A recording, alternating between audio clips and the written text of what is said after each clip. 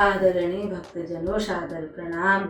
हम श्री नाभाजी द्वारा वर्णित भगवान के एक और भक्त जिनका नाम है परीक्षित, उनकी कथा को आज श्रवण करेंगे। ओम श्री गणेशाय नमः, श्री सरस्वती नमः, श्री सद्गुरुदेवाय नमः, श्री नाभाजी महाराज की जय, श्री परीक्षित जी महाराज की जय। आदरणीय भक्तजनों, पूरे भूमंडल में शायद ही ऐसा होगा जिसने परीक्षित जी का नाम नहीं सुना होगा। उन्हीं की हम आज एक बड़ी अच्छी कथा को श्रवण करेंगे। आप सब लोग ध्यान से सुनना। परीक्षित जी महाराज पांडवों के पौत्र कहे गए हैं। सुभद्रा कुमार अभिमन्यु की पत्नी महाराज विराट की पुत्री उत्तरा के और अभिमन्यु के पुत्र कहे गए हैं। जब हम सब जानते ही हैं कि महाभारत का युद्ध हुआ था, उस युद्ध में श्री अभिमन्यु जी वीरगति को प्राप्त हुए थे। उस समय उनकी पत्नी उत्तरा गर्भवती थी। जब महाभारत का युद्ध समाप्त हो गया तो अश्वत्थामा ने अपने पिता का बदला लेने के लिए और दुर्योधन के कहने पर माता द्रौपदी के भाई सहित 5 पुत्रों की हत्या कर दी थी। इससे पांडव बड़े दुखी हुए जब उनको पता लगा। तब भीम आदि पांडव श्री कृष्ण भगवान के साथ उसको ढूंढने के लिए निकले। जब अश्वत्थामा को पता चला कि पांडव अवश्य मुझे दंडित करेंगे, तो उन्होंने ब्रह्मास्त्र का प्रयोग कर दिया। भगवान के कहने पर अर्जुन ने भी ब्रह्मास्त्र का प्रयोग कर दिया। फिर वेदव्यास जी के कहने से अर्जुन ने तो अपने ब्रह्मास्त्र को लौटा लिया, परंतु अश्वत्थामा को ब्रह्मास्त्र लौटाना नहीं आता था। उन्होंने उस ब्रह्मास्त्र को उत्तरा के गर्भ तक, यानी पांडवों का जो वंश है उसका नाश हो जाए करके वो ब्रह्मास्त्र उत्तरा के गर्भ की तरफ कर दिया। उस समय जो गर्भस्थ बालक था उसका विनाश करने के लिए ब्रह्मास्त्र का प्रयोग किया। भय से विह्वल हुई उत्तरा भगवान श्री कृष्ण के शरण में गई। उसने भगवान की बड़ी प्रार्थना की। उत्तरा कहने लगी, हे गोविंद, हे दामोदर, मेरी रक्षा कीजिए, रक्षा कीजिए, त्राहि माम, ऐसा कहकर वे भगवान की शरण में चली गई। भगवान ने उसे फिर अभय दान दिया। भगवान ने कहा, पुत्री आप दुखी मत हो, आप चिंतित मत हो, ऐसे करके उनको बहुत समझाया। और बालक की रक्षा के लिए वे सूक्ष्म रूप से उत्तरा के गर्भ में स्वयं पहुंच गए। गर्भस्थ शिशु ने देखा कि एक प्रचंड तेज चारों ओर से समुद्र की भांति उमड़ता हुआ उसे भस्म करने के लिए आ रहा है। इसी समय बालक ने अंगूठे के बराबर ज्योतिर्मय भगवान को अपने पास देखा। भगवान अपने कमल नेत्रों से बालक को बड़े स्नेह से देख रहे थे, निहार रहे थे। उनके सुंदर श्याम वर्ण पर पीताम्बरी बड़ी अद्भुत शोभा पा रही थी। उनकी 4 भुजाएं थी और उनमें शंख चक्र गदा पद्म थे। अपनी गदा को उल्का के समान चारों ओर शीघ्रता से घुमाकर भगवान उस उमड़ते आते अस्त्र तेज को बराबर नष्ट किए देते थे। बालक 10 महीने तक भगवान को देखता रहा। वह सोचता ही रहा, ये कौन है। जन्म का समय आने पर भगवान वहां से अदृश्य हो गए, यानी वे गर्भ से अदृश्य हो गए। बालक मृत्यु सा उत्पन्न हुआ, जैसे कोई यानी मूर्छित अवस्था में बालक उत्पन्न हुआ, क्योंकि जन्म के समय उस पर ब्रह्मास्त्र का प्रभाव पड़ गया था। परंतु श्री कृष्णचंद्र प्रसूति का गृह में आए और उन्होंने उस बालक को गोद में लेकर कहा कि अगर मैंने आजीवन धर्म का पालन किया है, अगर मैंने कोई अधर्म नहीं किया है, तो ये बालक जीवित हो जाए। ये ऐसा कहना था कि बालक ने तुरंत आंखें खोल दी। सब जगह खुशी छा गई। पांडव अति प्रसन्न हो गए।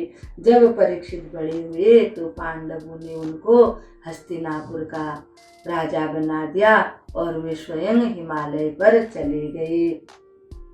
प्रतापी एवं धर्मात्मा परीक्षित ने राज्य में पूरी सुव्यवस्था स्थापित कर दी, यानी किसी को किसी प्रकार का कष्ट न हो, ऐसी परीक्षित महाराज ने व्यवस्था कर दी। एक दिन आखेट करते हुए वे यानी कि वन में चले गए शिकार खेलने के लिए। शिकार खेलते खेलते उन्हें बहुत समय व्यतीत हो गया। उनको बड़ी भूख भी लग गई और बड़ी प्यास भी लग गई। फिर वे वापस पानी की खोज में आए तो उनको एक आश्रम दिखाई दिया। उस आश्रम में उनको एक संत महात्मा ऋषि दिखाई दिए। वे ध्यानस्थ थे, यानी कि वे पद्मासन लगाए हुए, आंखें बंद किए हुए भगवान का ध्यान कर रहे थे। उन्होंने बड़े जोर से आवाज लगाई, कहा कि मुझे प्यास लगी है, कोई मुझे पानी पिला दो, कोई मुझे पानी पिला दो। ऋषि तो ध्यानस्थ थे, उनको सुनाई नहीं दिया। वे भगवान के ध्यान में मग्न थे, समाधि लगी हुई थी वहाँ पर और कोई नहीं था। फिर उन्हें पानी कौन पिलाता। परीक्षित ने सोचा कि ये जो ऋषि हैं ये तो जानबूझ के आंख बंद करके ढोंग कर रहे हैं। मैं इतनी देर से आवाज लगा रहा हूँ, इनको सुनाई नहीं दे रहा है, या ये सुनना ही नहीं चाहते। यह जानकर परीक्षित जी ने वहीं पर एक मरा हुआ सर्प पड़ा था, अपनी धनुष की नोक से उठाकर उस सर्प को उन्होंने ऋषि के गले में डाल दिया और वहां से चले गए। जब उस ऋषि कुमार को उनके मित्रों ने बताया कि हे मित्र, उनका नाम था श्रृंगी ऋषि, तो उनको बताया कि हे मित्र, तुम्हारे पिताजी के गले में किसी ने मृत सर्प डाल दिया है। उनको बड़ा कष्ट हुआ, वो रोने चिल्लाने लगे। जब उन्होंने ध्यान लगाकर देखा तो उनको पता चला कि ये कार्य तो परीक्षित महाराज ने किया है। उनको बड़ा क्रोध आ गया, उन्होंने श्राप दे दिया, जिस किसी ने भी मेरे पिता के गले में मृत सर्प को डाला है, आज से 7वें दिन में तक्षक उसको डस लेगा और उसकी मृत्यु हो जाएगी। यह सुन करके जब वो अपने पिताजी के पास आए और बहुत रोने चिल्लाने लगे, अपने पिताजी के गले से उन्होंने उस मृत सर्प को निकाल करके फेंक दिया। जब वो बहुत रोने लगे तो इससे उनके पिताजी की समाधि टूट गई। उन्होंने पूछा, क्या हो गया बेटे, क्यों रो रहे हो? उन्होंने सारी कथा बता दी। तब ऋषिक मुनि को बड़ा कष्ट हुआ। उन्होंने कहा कि परीक्षित जी के राज्य में हम सब लोग बड़े प्रसन्न हैं, सब सुख शांति से रहते हैं। हे पुत्र, तुमने ये क्या कर दिया? एक संत जैसे राजा को तुमने इतना भारी श्राप दे दिया। इस श्राप के वो कथा भी योग्य नहीं थे, ये तुमने बड़ी भूल कर दी। अब सब सोचने लगे कि अब जो हुआ सो हुआ, अब क्या किया जाए। इधर परीक्षित जी महाराज जब अपने घर को लौट आए तो उस समय उन्होंने अपने सिर से मुकुट को उतार करके रख दिया। हुआ यूं था कि जरासंध नाम का एक बड़ा भयंकर राजा था। भीमसेन से उनका बड़ा युद्ध हुआ। अंत में भीमसेन की विजय हुई, वह राजा मारा गया। उसका स्वर्ण मुकुट ला करके भीमसेन ने एक बक्से में रख दिया था। उस दिन परीक्षित महाराज जी ने वही मुकुट सिर पर धारण कर लिया था। उस मुकुट पर कलयुग का वास हो गया था।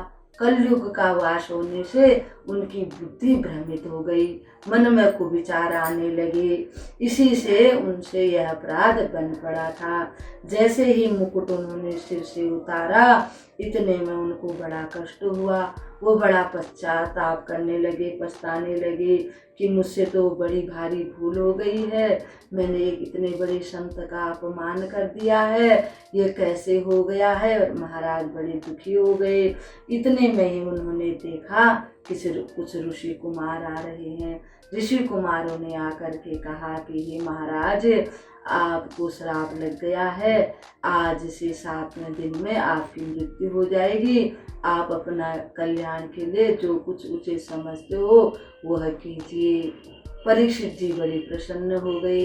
उन्होंने सोचा कि चलो अच्छा ही हुआ, क्योंकि मैं तो मोह माया में फंस गया था, भोग विलास में डूब गया था। इसलिए भगवान ने जो भी किया बहुत अच्छा किया। अब इसी बहाने ने भगवान ने मुझको श्राप दिला दिया।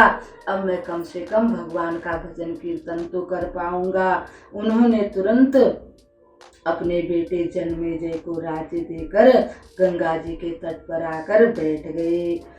7 दिनों तक उन्होंने निर्जल व्रत का निश्चय किया। उनके पास उस समय बहुत से ऋषि मुनि आ करके बैठ गए। परीक्षित ने कहा, ऋषिगणों, मुझे शाप मिला है। यह तो मुझ पर भगवान की बड़ी कृपा हुई है। विषय भोगों में आसक्त हो रहा था, दयामय भगवान ने शाप के बहाने मुझसे उन सब चीजों से अलग कर दिया है। उसी समय वहां घूमते हुए श्री सुखदेव जी आ पहुंचे। सुखदेव जी का उन्होंने बड़े आदर से सत्कार किया, पूजा इत्यादि की और कहा कि हे सुखदेव जी, हे ऋषिवर, जो 7 दिन के अंदर मरने वाला है, जिसको मृत्यु नजदीक हो, उस मरण धर्म आदमी को क्या करना चाहिए अपने कल्याण के लिए, वही आप मुझे बताइए। सुखदेव जी ने उनको 7 दिनों में उन्हें पूरे श्रीमद् भागवत का उपदेश किया, यानी कि कथा सुनाई। परीक्षित जी महाराज बड़े प्रसन्न हुए और उनका ध्यान भगवान में लग गया। अब वो इस दुनिया से ऊपर उठ चुके थे, उनका चित्त भगवान में लग चुका था। फिर 7 दिन के बाद वहां पर तक्षक आया। तक्षक ने उनके शरीर को डसा और वे तो उससे पहले ही ऊपर उठ चुके थे। उनका जो देह था वो भस्म हो गया। और इस प्रकार से परीक्षित जी का सुखदेव जी ने कल्याण किया। वो तो अपने शरीर से पहले ही उनकी आत्मा निकल चुकी थी और खाली शरीर को ही तक्षक ने डसा था, जो भस्म बन गया अंत में। इस प्रकार से परीक्षित महाराज की कथा को हम यहीं पर विराम देते हुए आप सबको प्रणाम करते हैं। कल एक भक्त की कथा के साथ आपके सम्मुख उपस्थित होंगे। तब तक के लिए हम आपको प्रणाम करते हैं। ओम सर्वे भवन्तु सुखिनो, सर्वे सन्तु निरामया, सर्वे भद्राणि पश्यन्तु, मा कश्चित् दुःखभाग् भवेत्। असतो मा सद्गमय, तमसो मा ज्योतिर्गमय, मृत्योर्मामृतं गमय। ओम शांति शांति शांति। आदरणीय भक्तजनों, हम सब की भी यही कथा है। ये 7 ही दिन होते हैं। इस 7 दिन में ही सबको मृत्यु आती है। 7वें से 8वां दिन नहीं होता। इसलिए हर किसी को अपने कल्याण के लिए भगवान का भजन कीर्तन करते रहना चाहिए। हम सब लोग जिस प्रकार से परीक्षित हैं, वही हम सब हैं। काल हमारे पीछे हरदम लगा हुआ है। इसलिए मनुष्यों को अपने कल्याण के बारे में सोचना चाहिए।